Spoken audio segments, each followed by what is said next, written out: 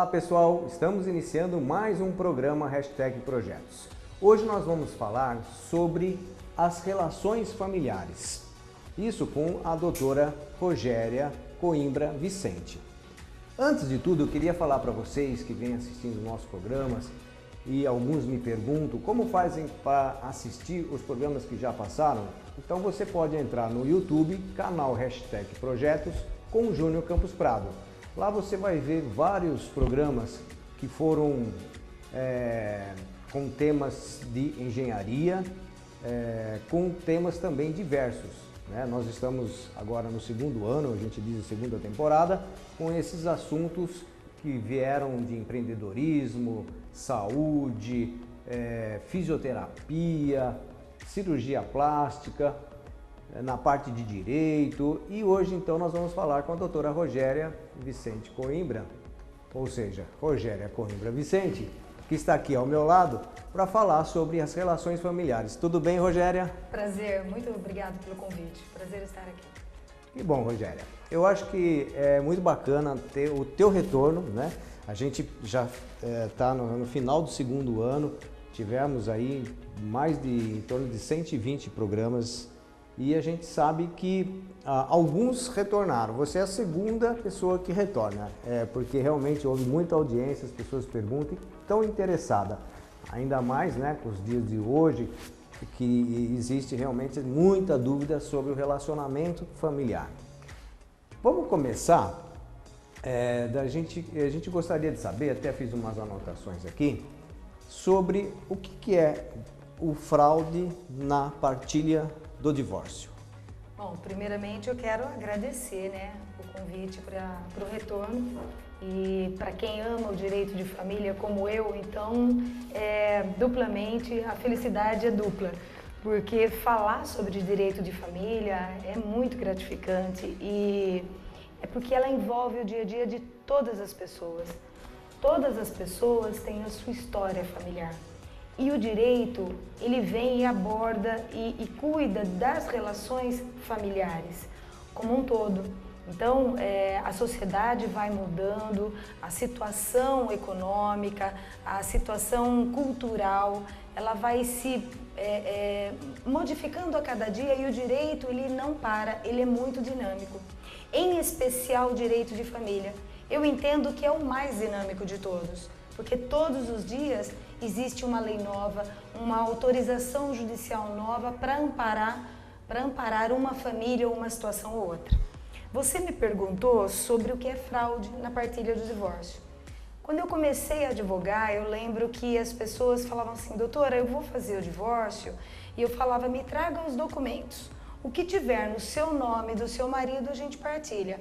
Ah, mas tem uma coisa que eu comprei que está no nome da minha irmã, está no nome da minha mãe, ou ele comprou e está no nome de outra pessoa, ou tem umas coisas... Eu falava, não, só pode ser partilhado que estiver no nome do casal. Hoje já não é mais assim.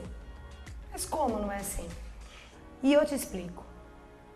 O direito veio e veio a socorrer aquele casal em que enquanto um dos cônjuges entende que a relação está firme, enquanto ela dorme feliz num romance, num casamento que ela entende ser sólido, o outro já engendra, já busca esconder bens para fraudar a partilha do divórcio, já na intenção de um divórcio. Porque ninguém acorda um dia e olha para o outro e fala, hoje nós vamos nos separar. A coisa ela é concebida, ela é aceita, você pensa, imagina, aceita e coloca em prática. Só que nem sempre o casal está nessa sintonia. Então, um entende que está tudo ok o casamento, já o outro já está preparando já uma situação que lá na frente ela vai acabar o casamento, vai chegar ao fim. Não só a situação da perda dessa relação, desse casamento, dessa relação conjugal, existe o sofrimento por se sentir literalmente furtada. Quando um dos cônjuges ele está na administração do bem, ele tem essa dinâmica, essa facilidade em manipular os documentos e fazer de forma que, na hora que se apresenta a separação, não existe nada a ser partilhado. Ou muito além, muito aquém do que o outro cônjuge imaginava. Então, a fraude partilhar, a fraude familiar, ou então o estelionato marital, como a gente bem conhece no meio jurídico, é a prática de um dos cônjuges ocultar bens para fraudar o outro companheiro. Pode ser marido, pode ser casado já, ou pode ser que vivam em união estável, entendeu? Porque todos os bens adquiridos de forma onerosa ao tempo da relação, mesmo que não seja casado, mas na união estável, deve ser partilhado equanimamente, igual, metade para cada um. E aí o cara que tá, ou a mulher que tá, tem um carro, tá no nome só dela, não é casado, o que ela faz? Transfere no nome de outra pessoa. Então, quais são as possibilidades de se fazer isso? Abre uma empresa, coloca todos os bens do casal, então compra a casa, coloca o nome da empresa. Coloca a chácara no nome da empresa, tudo no nome da empresa. A família vai no supermercado com cheque em nome da empresa, quer dizer, a família não tem renda. Aquela sociedade chamada eu e você não tem renda. Então, como que fica a hora que acaba o eu e você? Zero, zero a zero dá zero. Só que a empresa que está em nome, muitas vezes, do cônjuge, de um deles, que essa empresa foi adquirida antes dessa relação marital ou conjugal, do qual a companheira ou o companheiro não faz parte, ela fica sem esse direito. Então, existem outras práticas, como comprar bens em nome da sogra, nome da mãe. Olha, eu tenho um nome sujo, você sabe como é, se a gente comprar alguma coisa, pode acontecer de acarretar uma penhora, vamos colocar no nome do meu irmão a casa, no nome do meu primo, vamos deixar no nome do nosso comprador, do nosso vendedor. Quando vier a separação, o que se tem para partilhar? Nada. Então, é necessário que seja comprovado perante o juiz a aparência de riqueza que a família existia. Então, não raro isso acontece, retornando um pouco, isso acontece aonde? Em todo nível social. Desde o casamento, que tem apenas uma casinha no bairro mais simples de Jaú ou qualquer lugar do mundo, como aquele que tem vários, múltiplos bens. Porque a vontade da locupletação do bem do outrem, da meação do outrem, é o que prevalece. É a vontade de prejudicar o outro, daquele com quem você disse que amaria até o último dia de sua vida. Porque na sociedade conjugal, ela é uma sociedade com beijo. É uma sociedade qualquer, uma empresa. Entre os sócios viram e falaram, vamos acabar a sociedade? Então você precisa fazer um balanço do que acabou, daquele restos, daquele res da fábrica, res da empresa.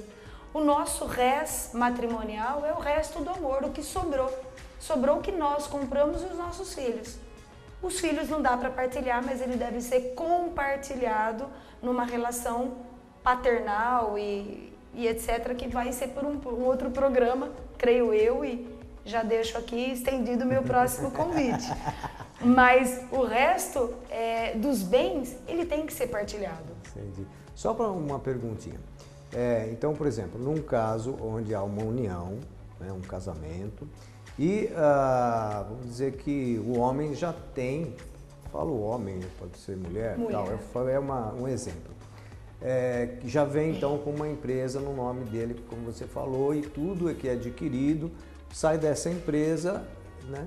E então essa situação que você me disse que é interessante que se coloque ao juiz, né, essa situação, ela é necessária que se coloque durante esse casamento, ou acontece provavelmente muitas situações em que a pessoa, ninguém casa para separar, que só vai tentar colocar isso depois, né?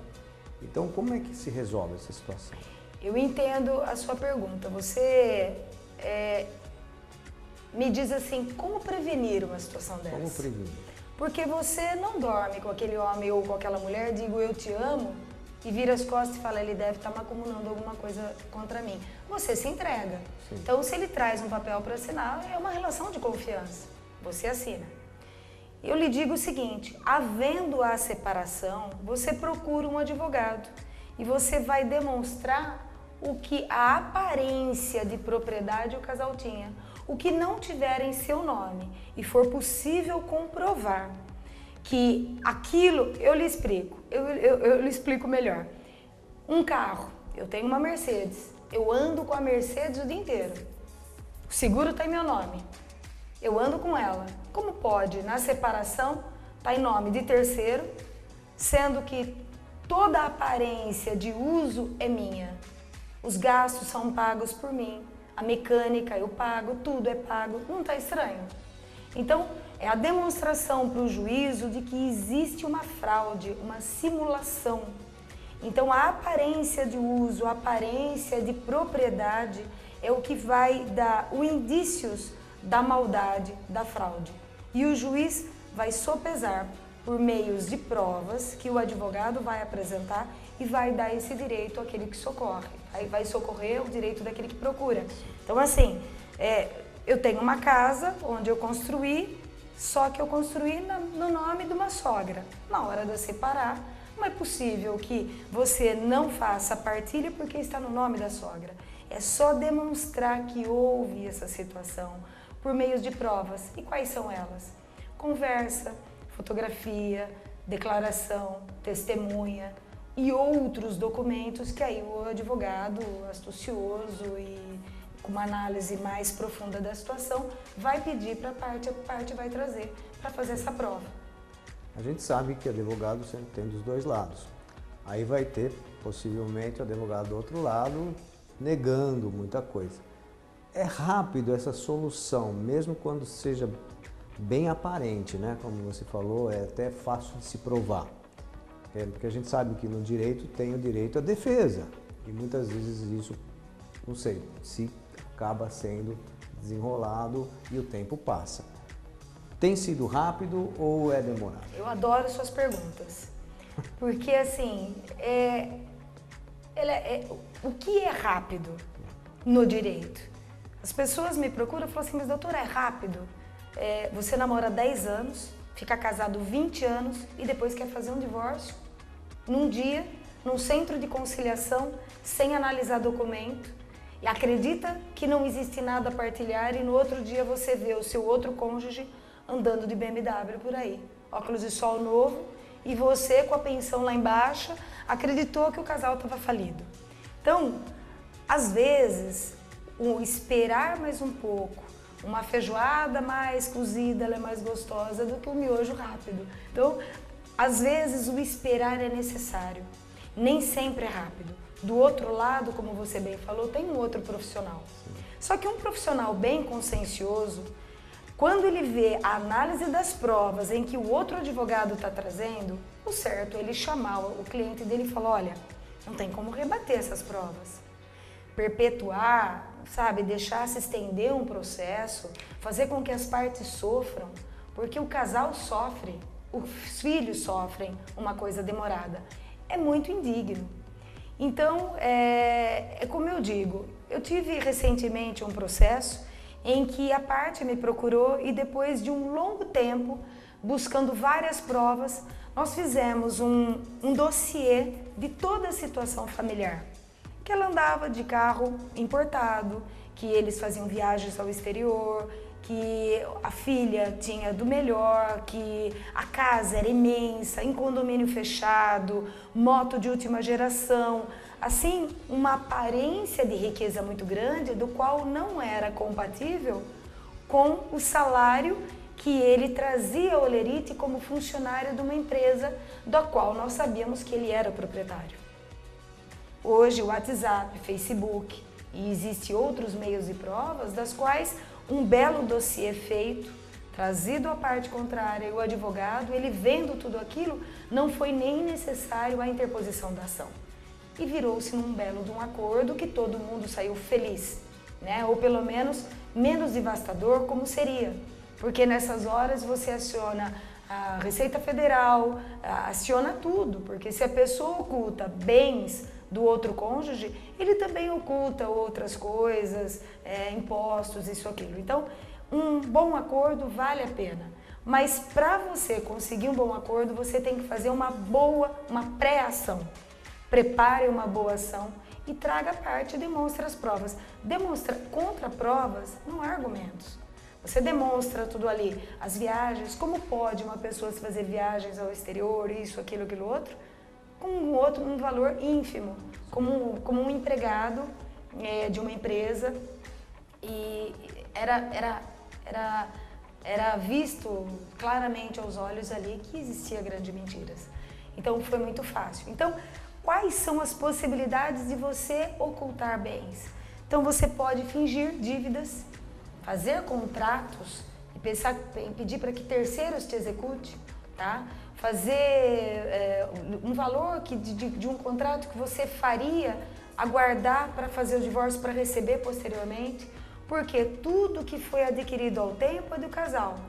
O que é antes é bem particular e o que é depois é bem que não é partilhável. Então você espera aquele lapso temporal do adeus, porque o dia da separação não é a data da sentença do juiz, mas o dia que há a separação de fato do casal, onde o casal se separa de casa, vai embora, cada um para um canto. Ali é o marco da separação, o antigo separação de corpos, entendeu? Então, a partir daquele momento é que o que for adquirido não é mais partilhável. Então, existem manobras fáceis para a ocultação disso. Que bom, achei bastante interessante mesmo, porque esse lado realmente da pressa é inimiga da perfeição, no sentido de que ainda existe, hoje a mulher está muito mais atuante na sociedade, na participação dos bens da família, mas ainda existe casos onde existem até riquezas muito grandes que a mulher não sabe nem o que tem, né? Então ela não sabe nem como pedir, nem sabe o direito, né? E vice-versa. E isso pode acontecer ao inverso. E tem muitas mulheres hoje que estão administrando empresas, estão atuando, e o homem tem um perfil mais tranquilo e outorga toda essa garantia para que ela administre o bem. Você falou em pressa e eu vou aproveitar o adendo e dizer que eu sou completamente contra ao divórcio em cartório extrajudicial. O divórcio extrajudicial em cartório, eu levanto a bandeira de contra. Como você vai fazer o levantamento? Se você vai comprar um carro, o que você faz? Você busca levar na oficina mecânica para ver se está ok, você levanta para ver se existe dívidas, se tem IPTU imposto atrasado, se a pessoa que te vendeu tem o nome sujo, se existe penhora sobre o veículo. Agora, a pessoa vive casada a vida inteira, acorda num dia e fala, vamos lá no Sejusc ou vamos lá no cartório e vamos fazer a partilha. E faz lá uma partilha com que o outro fala, nós só temos a casa para partilhar. E no outro dia se descobre que passou a perna nela ou nele. E aí você tem que correr atrás de um advogado para fazer sobrepartilha e buscar provas. E nesse interim pode fazer a venda. Então, eu acho que o ideal é não ter pressa. Fazer a coisa bem feita e de uma única vez. Que bom, doutora Rogéria. A conversa é tão boa, acabou o nosso tempo, nós vamos ter que fazer o nosso intervalo. Mas eu queria dizer que daqui a pouco nós vamos voltar para falar agora mais da relação afetiva, né? Porque nós falamos de separações, no caso dos bens materiais, e agora eu acho que é um lado muito importante, né? É um lado do nosso até que mexe com as nossas emoções, com a nossa alegria, com a nossa vida, até mais mesmo do que o próprio bem material. Então, até daqui a pouco.